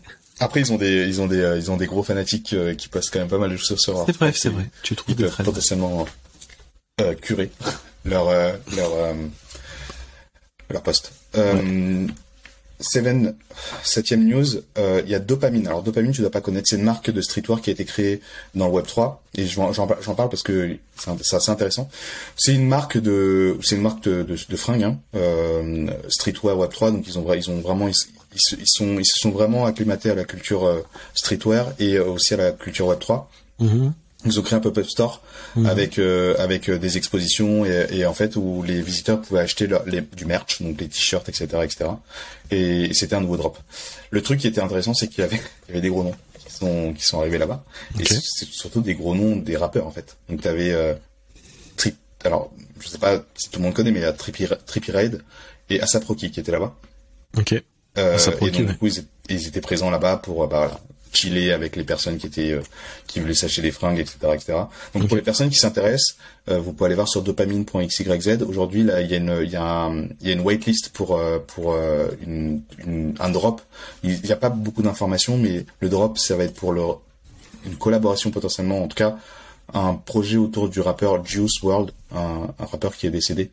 Il y a quelques temps, et du coup ils font un truc autour de ce mec-là. Donc voilà, très streetwear, Web3. Donc il y a sur le t-shirt il y a le chip où tu peux scanner comme. Ah, il y a un chip aussi, ouais. Exactement, un peu comme ce qu'on a vu sur Azuki, on voit sur Artefact. En fait, je pense que ça va devenir la base, en fait, d'avoir un chip sur ton merch pour pouvoir justement créer un token et l'encrypter dans la blockchain. C'est ouf, c'est vrai que ça peut prendre de ouf. Ça a pris d'un coup parce que déjà en plus de ça, forcément quand tu ramènes A$AP Rocky et Trippie Redd pour les personnes qui connaissent, enfin voilà, tu crédibilises, ils étaient là-bas en train de chiller vraiment, tu vois ASAP Rocky en train de chiller avec toutes les personnes dans ce petit corner, tu vois, franchement c'est stylé, c'est ouf en vrai. Tu vois ça qu'à Miami en fait. Ouais, bien sûr. CryptoPunks qui ont donné, enfin Yuga du coup qui a offert le CryptoPunk 305 à la fondation ICA de Miami, et donc du coup il y a eu un événement autour de l'inauguration. Donc du coup maintenant ça va être le premier, un des premiers qui sera affiché H24 dans l'institution. Donc ça sera un énorme événement. Et donc du coup il y avait j'ai vu passer ça, un énorme event avec un live des Pussy Riot, etc. Donc ça vraiment c'était un vrai truc. Hein. D'accord. Adidas qui ont fait aussi un event forcément. Oui. Ils étaient obligés enfin Nike est là, donc Adidas c'est sûr, tu vois. Eux c'était plus un truc où ils montraient la roadmap, les futurs projets qui allaient rentrer dans le Web 3 autour de l'écosystème Adidas. Et voilà, après il y avait des lives, et il y avait des activations sur place. Hein. Des activations c'est souvent des trucs que tu peux gagner, tu sais, des NFT, des trucs qui engagent un peu avec la communauté. J'ai écouté leur interview dans le podcast de Jiminy qui s'appelle Admit One, où ils expliquaient effectivement que la collection de manteaux qu'ils ont sorti récemment va être justement utilisable avec ton PFP, donc tu vas pouvoir merger ton PFP avec. Trop bien. Donc pour tous les projets qui acceptent de collaborer avec Adidas, elle a visiblement teasé que c'était pas le cas de tout le monde malheureusement, mais que pour la plupart, dont forcément les Bored Ape parce qu'ils ont bossé avec eux. Et ben, tu auras la possibilité du coup de faire porter par ton avatar quand il y aura un métaverse, le jacket que t'as obtenu, quoi. C'est drôle. Ouais, ça va être drôle. Ouais, mais en fait, c'était sûr qu'il y avait un truc prévu derrière. Ils pouvaient pas juste sortir des wearables et partir avec. Parce que pour l'instant, ça sert pas à grand chose, en vrai. Non. Mais pour l'instant, ils visent sur le long terme. Mais il y a beaucoup de gens. Donc la personne qui travaille justement sur ce projet-là chez Adidas a expliqué qu'il y a énormément de gens à Miami qui insistaient pour qu'ils en fassent un item, un vrai item, quoi, pour pouvoir forger justement ces. Mais ils ont même pas de PFP, hein, Adidas, en vrai. Quand tu regardes, ils ont pas de collection PFP. Hein. Non, mais je pense que ça aurait été une connerie de lancer un PFP. Je pense, ça y est, tout le monde sort des PFP. Enfin, tu vois, c'est passé de mode. Je pense que c'est plus intelligent ce qu'ils ont fait quand même. Non, mais s'il n'y a pas eu de volume. Il y a un an, ils auraient pu potentiellement sortir une PFP quand, tu sais, que le Next était sorti à ce moment-là. Ouais, c'est vrai. C'est vrai. Mais bon, enfin, on sait pas trop ce qu'ils ont derrière. Ouais, ils sont les plus subtilement, on va dire. Je suis assez bullish sur Adidas à titre perso. Je saurais pas trop t'expliquer pourquoi, peut-être parce qu'ils font des trucs un peu plus calmement et un peu plus doucement que les autres, et ils admettent qu'il faut beaucoup d'humilité pour arriver dans le milieu, donc on verra bien ce que ça donne. Hein. Alors qu'à côté Nike, ils y vont full force. Hein. Ouais, full force, ouais. Donc, clairement, la bataille, il n'y a pas de bataille pour l'instant entre Nike et Adidas. Nike, on verra sur la main tout ce qui se passe, mais on va en parler après. Ouais. Et le 10e, donc peut-être que celui-là tu l'as suivi, c'est l'événement de Proof. Le Proof Lounge. Et donc du coup là c'était un événement pour les holders qui pouvaient se réunir pour networker. Qui s'est transformé en événement des Gods limite. Hein. Alors il y avait des Gods, il y avait même J-Money qui avait fait son apparition pour promouvoir son itération 2. Enfin ouais, ça circule, quoi. Ouais. Bon, attention, tu sais, quand tu t'appelles Kevin Rose, tu connais plus ou moins tous les. C'est quand la liste qu'on fait à chaque fois, les 10 premiers, en fait, ils se connaissent tous finalement. Évidemment. Autour des projets. Donc, après, on avait parlé justement des events qui étaient token gated, notamment celui de World of Women, le gala, et Bored Ape, ils ont fait aussi un événement token gated. Et voilà, sur les 10. Ok. Pas mal de passer à Artefact, du coup, si ça te va. Donc Artefact, il y a eu un peu de FUD la semaine dernière. FUD, ça veut dire quelqu'un un insider qui nous donnera justement plus d'infos de ce qui s'est passé là-bas. Ah oui, c'est vrai. Pour Miami, ouais. Ce serait vraiment top. Pour Artefact, un petit peu de FUD, donc Fear, Uncertainty and Doubt, c'est un peu le mot qu'on utilise, FUD, pour dire que les gens ont un gros doute sur cette collection d'un coup. Bon, évidemment, sur le long terme, on est toujours très bullish sur Artefact et il n'y a pas de sujet. Et c'est une des équipes qui bâtit le plus et qui construit le plus de choses. En tout cas, c'est un domaine où on est sur une espèce de géante, un test and learn géant en fait en temps réel sur les NFT. Chaque semaine, il y a des choses qui ont jamais été faites, qui sont droppées, et c'est pour ça que Devac et moi on suit ça chaque semaine, c'est trop marrant. Et donc Artefact n'a pas manqué, donc cette semaine ils ont lancé encore un nouveau truc qui sont en fait des chaussures qui s'autolassent. Comme le projet appartient à Nike avait déjà sorti des baskets qui s'autolassent, donc du coup c'est pas réellement nouveau comme ça, mais c'est des premières qu'on pouvait forger via un NFT en gros. Et donc le souci c'est que tu sais Devac, t'as eu le Monolith 1. Ouais. Qui était une espèce de quête en ligne assez marrante entre février et avril cette année, où quand le monolithe, qui est une espèce de boîte, s'est ouverte à l'intérieur, t'avais 3 trucs. T'avais la première basket Nike virtuelle avec artefact, qui est la Crypto Kicks Dunk. Dunk, ouais. Genesis, machin. Et on va en venir, mais leur nom, ça commence à devenir compliqué, parce que ça s'appelle, je crois, Crypto Kicks Dunk Genesis Artefact X Nike, tu vois, ou un truc dans le genre. Ou Artefact X Nike, Crypto Kicks Dunk Genesis. Enfin, voilà. T'avais le deuxième truc, c'était ce qu'on appelle pas le Mint Vial, mais le Crypto Kicks Vial, je crois. Je sais plus exactement comment il s'appelle, mais en gros, tu peux fusionner ta basket avec ce petit vial là, qui est en fait une fiole. Et donc, tu mixes la fiole avec la basket pour en faire une basket, soit humaine, soit robot, soit alien, en fonction de ta fiole, en fait. Donc, si t'as une fiole Murakami que tu la fusionnes avec ta basket, ça fait une basket Murakami. Si t'as une fiole humain avec ta basket, ça fait une basket humain, en gros. Après, tu peux les fusionner si tu veux séparer les objets et vendre de la basket nue et garder ta fiole Murakami à côté, tu vois. Et c'est du digital, c'est ça? Tu peux claim? Non, ça c'est uniquement digital pour l'instant. Ok, d'accord. Okay. Ça, les choses sont pas très claires, mais pour l'instant, ça c'est que digital. En gros, tu comprends le concept. T'as une basket nue, entre guillemets blanche, en fait, qui est comme un canevas nu, et tu peux venir le fusionner avec un produit différent pour en faire une basket un peu plus unique, quoi, un peu plus personnalisée. Ouais. Je crois que c'était le deuxième truc qui allait dans le monolithe, et le troisième truc qui allait dans le monolithe, c'est le monolithe 2. Donc, t'avais un phénomène, en fait, de poupée russe où t'imagines que, à l'avenir, t'auras à chaque fois, un monolithe qui s'ouvre avec l'intérieur, plein de trucs, dont un autre monolithe, une autre pochette surprise en fait. Et c'est ça, tout le monde s'attendait justement à avoir un système de pochettes surprise un peu infini où tu avais le monolithe 1, le 2, le 3, le 4, le 5, le 6, et que dans 10 ans en fait, si tu as gardé ton monolithe 1 tel quel, t'as une espèce de boîte géante à l'intérieur duquel il y a des dizaines et des dizaines d'autres boîtes surprises que tu pourras ouvrir, tu vois. Et donc ce qui s'est passé, c'est qu'ils ont cassé en fait cette dynamique. C'est-à-dire que t'avais le monolithe 2 qui est sorti du monolithe 1, très bien. Et ils ont dit, en fait, ce monolithe 2, il va se transformer en Mint Pass pour avoir cette basket qui s'autolasse, en fait. Et donc, c'est-à-dire qu'ils vont casser la chaîne et tu n'auras pas de monolithe 3 à l'intérieur. Et donc, le monolithe 2 s'est transformé en un truc qui s'appelle Artefact X Nike Monolith, à l'intérieur duquel tu as une collection où c'est juste je sais pas, ils ont fait une espèce de modèle 3D du moteur à l'intérieur de la basket qui te lasse la basket, et donc ce moteur-là, c'est ça que tu vas pouvoir aller sur le site, échanger contre la basket physique, mais tu peux pas l'échanger gratos contre la basket physique. En fait, ce moteur que tu as, une espèce de monolithe 3 entre guillemets, en fait, c'est juste un discount de 20% sur le prix de la basket qui coûte 600 balles. Okay. Et donc là, les gens n'ont pas compris. C'est-à-dire qu'ils se sont dit, ok, j'ai monolithe 1. Attends, juste la basket, elle peut être achetée par tout le monde? Alors non, justement, elle est disponible qu'aux US. Tu peux la faire livrer qu'aux US. Et deuxième gros problème. Ah oui, donc. Et il faut avoir un monolithe pour pouvoir claim, ou n'importe qui aux US peut claim sans la promo? J'ai envie de te répondre, quel monolithe? Ouais. Parce qu'on comprend plus rien. Okay. Donc t'as un monolithe 1 qui s'est ouvert. T'avais des items avec un monolithe 2. Jusqu'à là, c'est clair. Le monolithe 2, il s'est pas ouvert, il a été transformé, il s'est changé. Ok, d'accord. Du jour au lendemain, ça s'appelait plus monolithe 2, ça s'appelait monolithe, je sais pas quoi. Avec en fait le visuel de la boîte s'est transformé en un truc, tu vois, sans monolithe 3 derrière. Ok.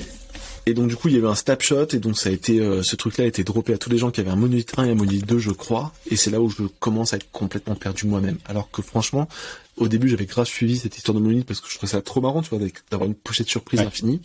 Je trouvais ça super marrant. Pour ceux qui te gardent le premier de A à Z, tu peux imaginer une pochette surprise de ouf derrière. Et donc c'est celui qui s'échange beaucoup là en ce moment là, 0,01 Ether. C'est ça. Et donc, attends, gros backlash. Les gens ont fait des deux trucs. Donc le premier, c'est que c'était disponible qu'aux US, évidemment, parce qu'il y a plein de gens qui ont acheté ça, qui ont acheté le monolithe 2 1000 balles, 2000 balles, 3000 balles, j'en sais rien, derrière, pour avoir un truc qui s'est transformé juste en discount de 20% sur une boîte, sur une chaussure qui coûte 600 balles, et que tu peux pas faire livrer en Europe, ou en Asie, ou en Afrique, ou en Océanie, quoi, qui est dispo que aux USA. Même au Canada, tu peux pas la faire livrer, tu vois. Et c'est pas un truc que tu mettrais tous les jours dans ta vie aussi, d'avoir des baskets tu vois, basket, elle s'autolace, alors il y a une batterie dedans, tu peux la recharger en induction, et il y a de la lumière dedans, donc la basket est quand même marrante, tu vois. Maintenant, si tu vas sur le site de Nike, tu peux t'en acheter à 300 balles des Nike qui font exactement la même chose, hein. Lumière, autolace, chargement induction. Donc voilà, gros fun. Heureusement, évidemment, comme d'habitude avec Artefact, l'équipe est tellement cool, quoi. C'est vraiment des génies. Donc tout de suite, ils ont dit, ok, excusez-nous, désolé, on va trouver une solution. Et donc ils ont fait un space hier soir que j'ai pas eu le temps d'écouter malheureusement, mais visiblement ils vont trouver des solutions pour tout ce qui se passait. La commu est super contente. Mais en tout cas, c'est vraiment une équipe qui réagit très très vite et qui voit que les gens qui sont pas conscients, ils ont admis qu'ils ont fait une erreur sur le côté US et que leur marketing est pas assez clair, donc ils vont faire en sorte de rendre leur truc clair. Et donc ce qu'ils ont fait depuis, c'est qu'en urgence, ils ont droppé à tous les gens qui avaient un monolithe 1 et un monolithe 2 avec un snapshot qu'ils avaient pris avant. Bref, ils ont fait le truc clean. Ils ont droppé à tout le monde un monolithe X. Ok. Et donc ce monolithe X, c'est ce que tu vois qui s'est pas mal échangé, qui est un peu translucide vite fait. Je trouve que ça clarifie un peu la chose parce que déjà le design est un peu différent. Tu vois que c'est le monolithe X parce qu'il est translucide, c'est pas le même. Et puis c'est le monolithe X, donc ok, cool, on verra ce qui va se passer après. Pour moi, il faut retenir deux gros trucs là-dessus, c'est que si ton produit a un défaut, il faut clairement avertir ta communauté avant de vendre quelque chose que ce soit, quoi. Ils auraient vraiment, je comprends pas pourquoi, ils ont pas dit avant que c'était dispo qu'aux US, quoi. Parce que du coup, t'as plein de gens en Europe qui ont acheté le truc une fortune et qui se sont retrouvés du jour au lendemain avec que dalle. C'est-à-dire que là, aujourd'hui, pas à ce moment-là, hein. Ce truc-là, aujourd'hui, vaut 0,1 Ether, hein. Après, ouais. En fait, je pense que si c'est, ils peuvent pas, je pense qu'ils l'ont pas spécialement anticipé ce truc-là, parce que ils ont pas fait ça, par leur volonté. Je pense qu'il y a un truc un peu légal ou je sais pas, il y a un truc c'est sûr, avec Nike. Donc, ils ont expliqué pourquoi c'était dispo qu'aux US. Je sais plus pourquoi, mais ils l'ont expliqué. Okay. Et ça c'est pas ils ont subi ce truc-là en fait. Le problème c'est que les gens l'ont su après le reveal, en fait, après l'avoir acheté 1000, 2000 balles. Ouais. Écoute, ils sont et vraiment en quelques heures, le truc s'est cassé la gueule direct en fait, à 0,2 Ether. Tu m'avais envoyé les tweets des gens là, enfin c'était trop, les gens étaient tellement vénères. Non, mais moi franchement je serais vénère aussi. Bah oui. Surtout qu'on n'est pas aux US nous deux, tu vois. Enfin, si t'es fan absolu de Nike et t'as envie d'avoir ces baskets là, tu peux pas l'avoir parce que t'habites pas dans le pays et on te l'a pas dit avant, tu vois. Exactement. Donc là ils ont été droppés à un monolithe X, donc cool. Maintenant le deuxième truc que je trouve, c'est le branding en fait. C'est-à-dire que là, pour moi, Artefact, bon, c'est le seul défaut qu'ils ont, quoi. C'est avec le côté bug parfois, mais c'est normal parce qu'à chaque fois ils sortent des trucs nouveaux. Ouais. C'est que leur naming de produit devient incompréhensible. Parfois ils écrivent monolithe sans les voyelles, mais parfois ils l'écrivent avec. Tu vas dans OpenSea, tu tapes monolithe sans voyelles, tu tapes monolithe avec voyelles, tu vas voir, tu vas tomber sur plein de trucs différents. Il y a des scams monolithe, pardon? Il y a des scams aussi. Il y a des scams aussi. Le premier monolithe originel, il s'appelle Nike X Artefact monolithe sans voyelle. C'est pas marqué monolithe Genesis ou monolithe 1 pour bien marquer que c'est celui-là le premier, tu vois. On sait pas. L'autre, le truc dont je t'ai parlé avec l'engine qu'il y a dans la chaussure qui était en fait entre guillemets le monolithe 2. Si tu vas sur OpenSea, je crois qu'il s'appelle. Attends, je vais te trouver le truc exact parce que c'est quand même marrant.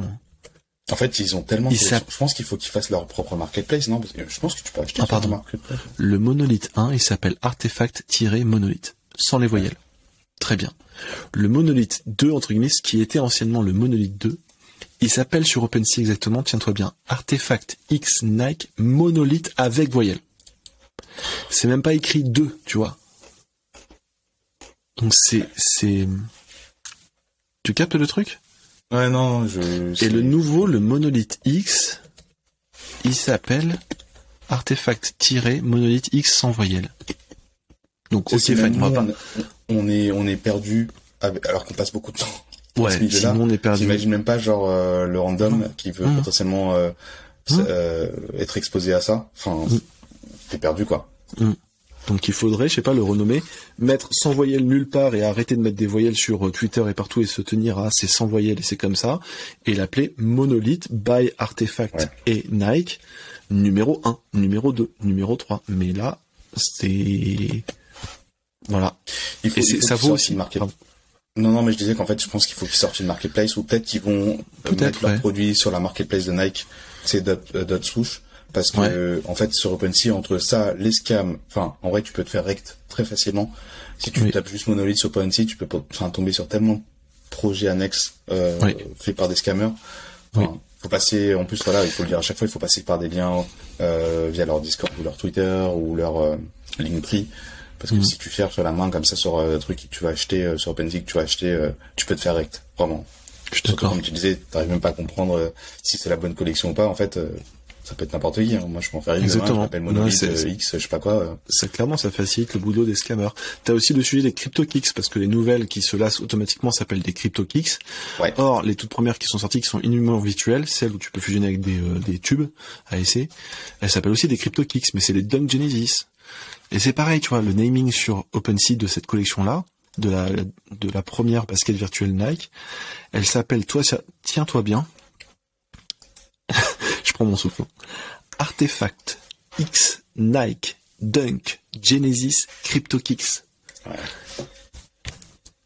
Tu peux pas appeler un produit Artefact X Nike Dunk Genesis CryptoKicks, c'est pas possible, quoi. Faut que ça s'appelle un Apple iPhone, tu vois. Là, je comprends. Un Apple iPhone 14. Ils vont y arriver, moi j'y crois. En vrai, j'y crois aussi, mais juste retravaillez votre branding et ce sera trop cool. C'était mon point sur le Ford Artefact. Et donc du coup, c'est quand tu nous fais un récap complet sur Artefact? Ben avec plaisir, hein, mais avec plaisir. Il faudrait peut-être un membre de la commune Clonex avec nous. Ce serait vraiment chouette. C'est un bon truc à faire, ça. Je pense qu'on va essayer de trouver ça. Alors là, je suis trop content parce que c'est le moment du pod. Un appel à un témoin. Appel à témoins, si vous êtes Clonex et que vous voulez nous raconter un petit peu l'histoire de tout ça, notamment avant les Clonex aussi, ce qui s'était passé avec des pigeons et des baskets, ça pourrait nous intéresser beaucoup, mais on arrive au moment préféré du pod qui sont les Flash News.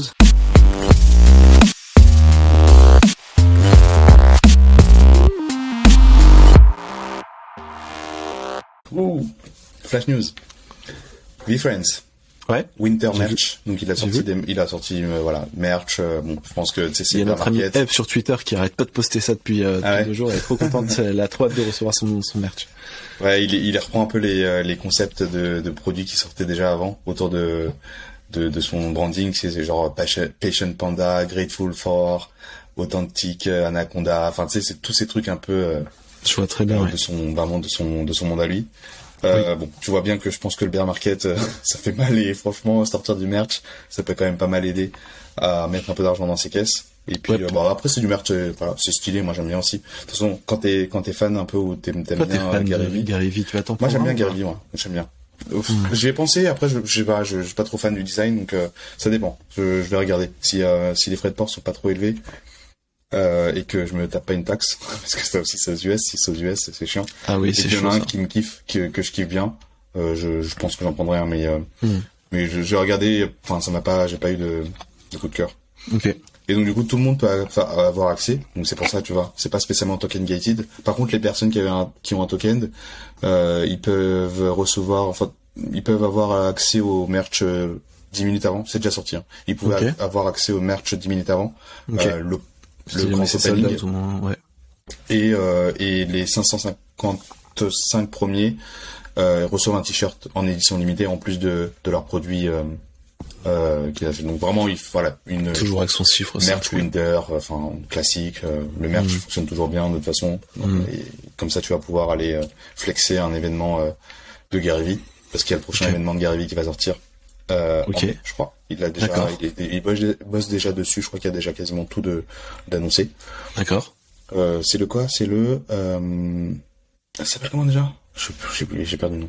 La Vicon, la Vicon, c'est ça. C'est Vicon. Ouais, c'est ça, Vicon. Voilà. Deuxième news, In-Betweeners, ça dit quelque chose ou pas? Non. C'est un projet qui a été chillé par Justin Bieber. Pendant le bull market, Justin Bieber, il l'a même, je crois que tu peux aller regarder sur son compte Instagram, il l'a toujours en PFP de mémoire. Il est adossé à ce projet-là depuis très longtemps. Ok. Et c'est un projet, donc c'est un peu des bears, un peu mignon, tu vois. D'accord. Pendant le bull market, ça a plutôt bien fonctionné. Là, ils sortent une nouvelle collection avec Dolce & Gabbana. Okay. Donc le 12 ou le 13, donc dans 2-3 jours. Okay. Donc voilà. Non, je savais pas du tout, effectivement, il a ça NFA. sur... Il a toujours été très adossé au projet. Il fait partie, en fait, sur le site, tu peux regarder, il est partenaire sur le site. Il est pas fondateur ou quoi, parce que les fondateurs, c'est vraiment deux Italiens qui ont monté ce truc-là. Mais il est avec ça partout, ouais. Il le chill vraiment. Donc je sais pas, j'ai pas encore vraiment compris le lien entre Justin Bieber et ce projet-là. Mais depuis le bull market et pendant le bull market, il était vraiment déjà adossé à ce projet-là. Okay, et après, il a mis son punk, pas son punk, son Bored Ape en PFP. Mais là, du coup, tu sais, vu que son Bored Ape, il a fait un flop.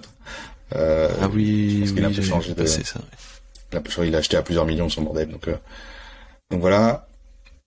Okay. Autre news, je sais pas si t'as vu, mais OpenSea intègre la BSC. Je l'ai pas montré tout à l'heure, mais en fait maintenant t'as l'icône BSC, donc c'est la Binance Blockchain. Ah oui, j'ai vu Smart ça. Chain, la Binance Smart Chain. Donc du coup, encore une fois, il se positionne comme le numéro 1, la marketplace pour toute chain, cross-chain. Ouais, où tu peux voir tout. Volume, hein. Après, qui va acheter des trucs sur la chain? Mais il n'y a pas beaucoup de volume, mais c'est juste histoire de dire que c'est visible, c'est disponible. Si demain, tu vas acheter un digital collectible, je commence à le dire de plus en plus. Ouais, bah, ça va un peu. De l'écosystème Binance, t'es pas obligé d'aller sur Binance, tu peux aller aussi le faire sur OpenSea. Et donc, du coup, voilà. C'est juste histoire de dire que, c'est visible, c'est disponible, même si ça drive pas beaucoup de volume.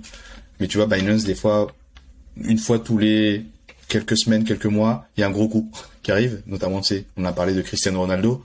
Tu sais, voilà, ils arrivent à sortir des grosses collections, et donc, du coup, maintenant, ça peut être disponible directement sur OpenSea. Il y a Renault qui a lancé. Peut-être que tu l'as passé parce que j'ai vu que t'étais, tu suivais pas mal le projet de Renault. Donc, effectivement, ça drop le 15 décembre. Ouais, c'est ça. Le 15 décembre. Gen R5. Et en fait, ils vont sortir une collection en hommage à leur modèle mythique des années 70-80, qui est la Renault 5. Et donc du coup, c'est il y en a 972, quelque chose comme ça, à peu près 2000 de tokens. Et il y a des avantages derrière. Donc c'est vraiment pour les fans de Renault, je pense, parce que moi, tu vois, pour le coup, moi, ça me parle pas. Ouais. Mais t'as accès justement à des événements Renault, à des essais privilégiés. T'as accès aussi aux rencontres des gens qui travaillent chez Renault, notamment tous les directeurs marketing, les directeurs qui gèrent justement le design, etc. Ouais. Des expos, des avant-premières, etc. Donc voilà, événements autour des fans, événements autour de l'écosystème Renault et pour les fans de Renault. Voilà, encore une nouvelle marque Web2 qui se lance. On va voir ce que ça donne. On avait parlé de Marie-Claire il y a 2-3 semaines, on parle de Renault. Je trouve que la France, elle se lance quand même pas mal dedans, bien accompagnée, je pense, par des. Ouais, c'est avec Renaissance, Renault, ouais, voilà, tu vois, t'es sûr. Donc voilà. Il y a, et la dernière news, c'est, LGND. Je pense que c'est Légende, l'acronyme. Qui va lancer, en janvier, une marketplace, en fait, pour des digital collectibles, encore une fois. Et ici, en fait, ça sera autour de la musique. En fait, ils ont un partenariat avec la Warner, donc tu peux aller voir sur leur site, LGND Musique, qui va permettre justement aux artistes de lancer leur propre collection NFT sur la plateforme, sur l'application. Et donc du coup ça permet aux artistes d'interagir, d'avoir une connexion directe avec les fans, de proposer justement du contenu ou des expériences un peu autour de leur branding à eux.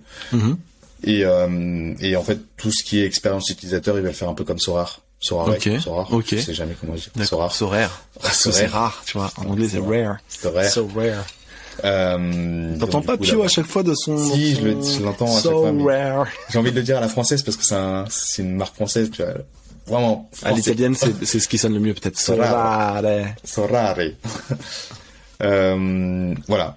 Un truc, où tu bridges un peu, où tu casses un peu la barrière. Blockchain. Et donc, en fait, c'est juste pour dire que la Warner est très, très, très, très, très, très avancée.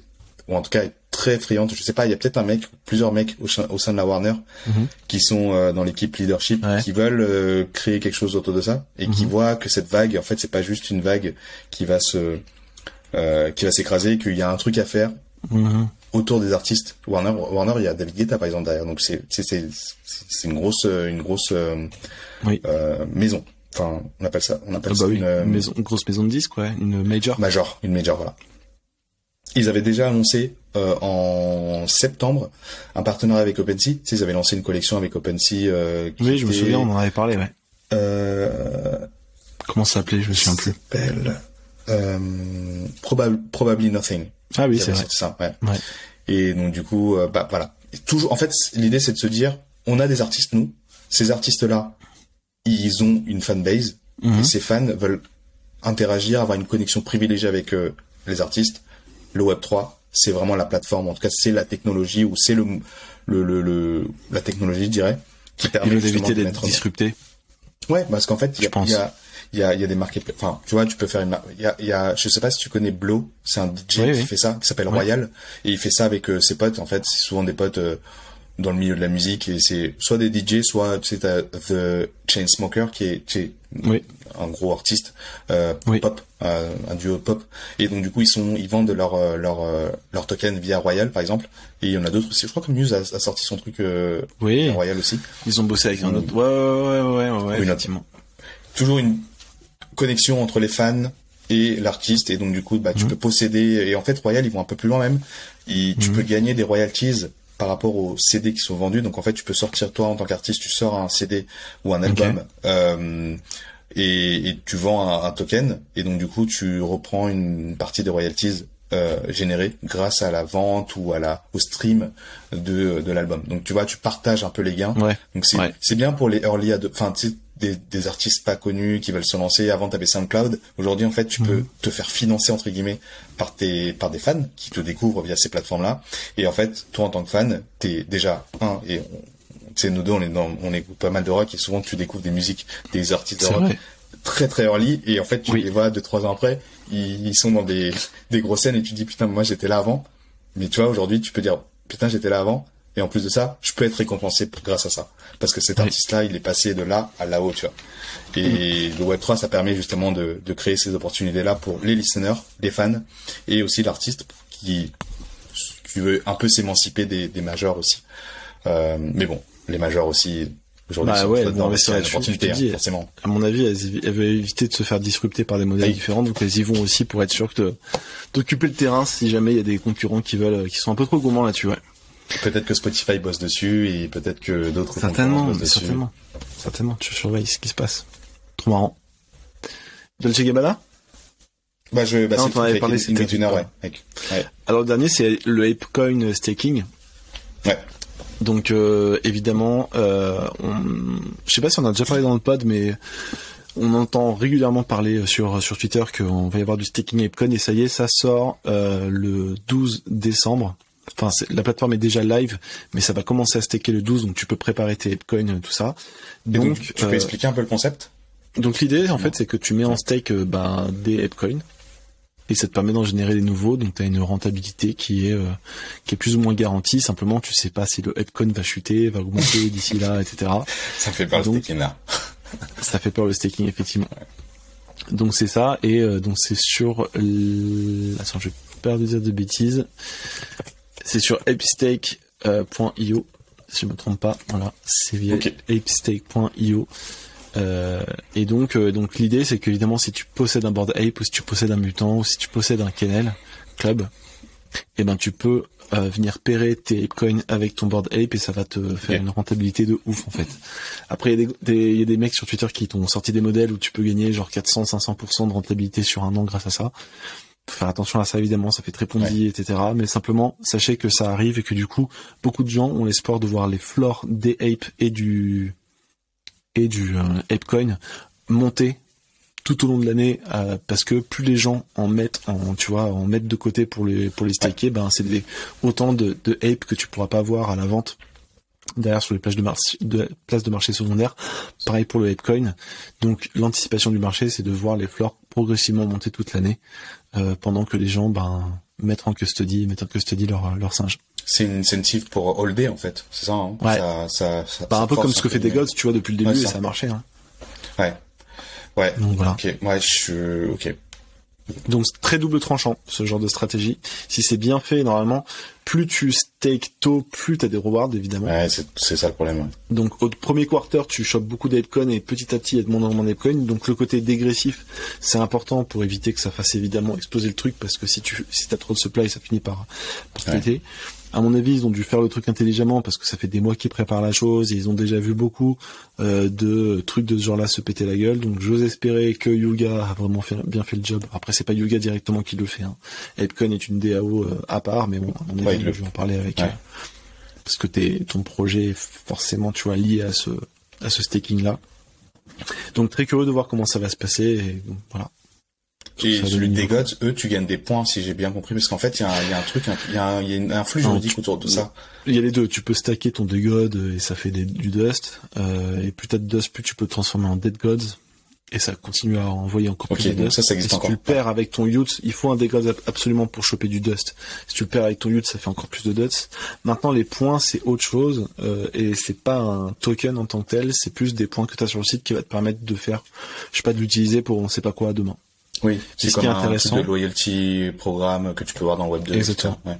Ce qui est intéressant avec ces points-là, c'est qu'ils sont complètement liés à ton Youth ou à ton Dead God. C'est-à-dire que si tu revends ton Youth, ben les points apparaissent clairement dans la description de ton Youth et tu le revends avec les points. Tu peux pas le revendre séparément des points. C'est pas un truc que tu peux enlever de ton, tu vois. Donc ça, c'est intéressant comme mécanique, c'est un peu différent, quoi. En parlant de points, d'ailleurs, autre sujet, c'est, tu sais, Starbucks, leur projet Odyssey. J'ai reçu une invite là. Parce que je m'étais inscrit, j'avais oublié que je m'étais inscrit. Le problème, c'est qu'il faut être aux US. Je suis un peu dégoûté.